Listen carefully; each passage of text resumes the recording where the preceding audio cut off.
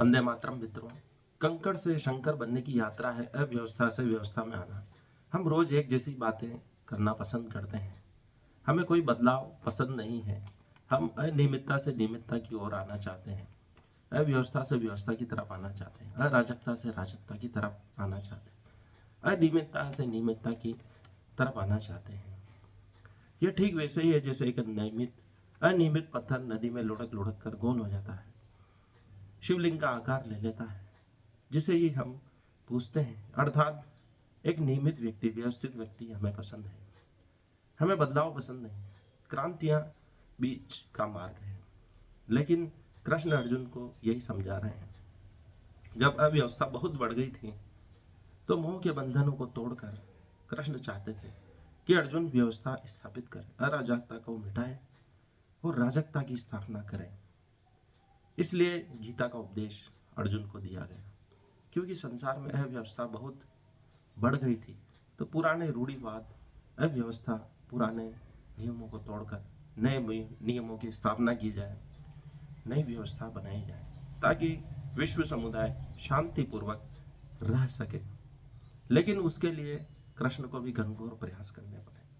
नई चीजों को सिखाना इतना आसान नहीं है। प्रकृति स्वयं संतुलन स्थापित करती है, ब्रह्मांड स्वयं संतुलन स्थापित करता है। ग्रह, नक्षत्र, तारे अपनी नियमित गति से चल रहे हैं। पृथ्वी अपनी नियमित गति से चल रही है, अपनी धुरी पर घूम रही है।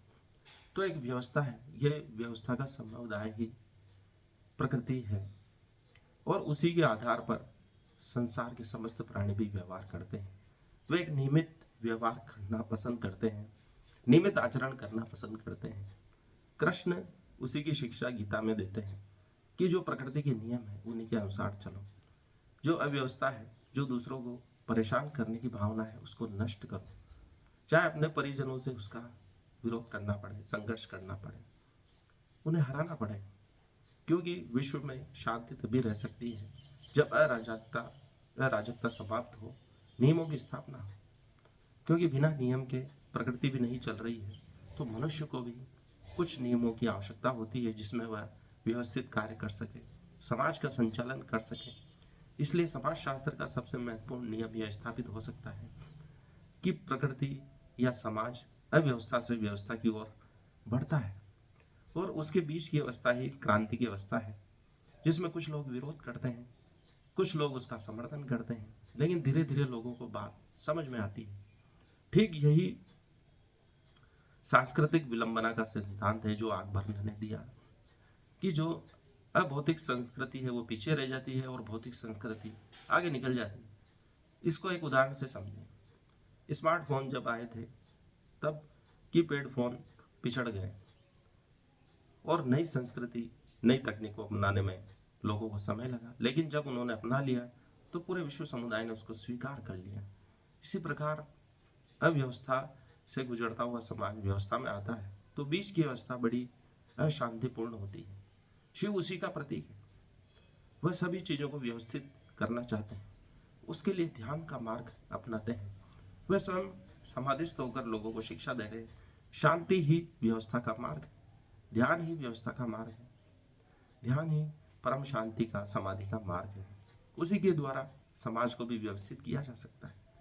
वो चाहे कितने ही अभाव में रहे, लेकिन शांति की स्थापना वहां पर भी की जा सकती है। जहाँ अतिशीत है, कैलाश पर्वत पर रहना हर किसी के लिए संभव नहीं, वहां पर भी शांतिपूर्ण रहा जा सकता है। लेकिन हम जहाँ प्रकृति के सभी साधन उपलब्ध हैं वहां पर भी शांति से नहीं रह पा रहे हैं। वहां शिव हमें शांति की स्थापना का संदेश देते हैं।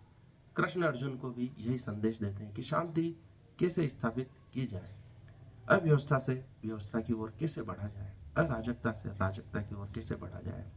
उसी का मार्ग ध्यान है, उसी का मार्ग गीता के उपदेश है कि दृष्टा बना जाए, अर्थात ध्यान को उपलब्ध हुआ जाए। आज के लिए इतना ही। इसे लाइक करें, चैनल को सब्सक्राइब करें। धन्यवाद।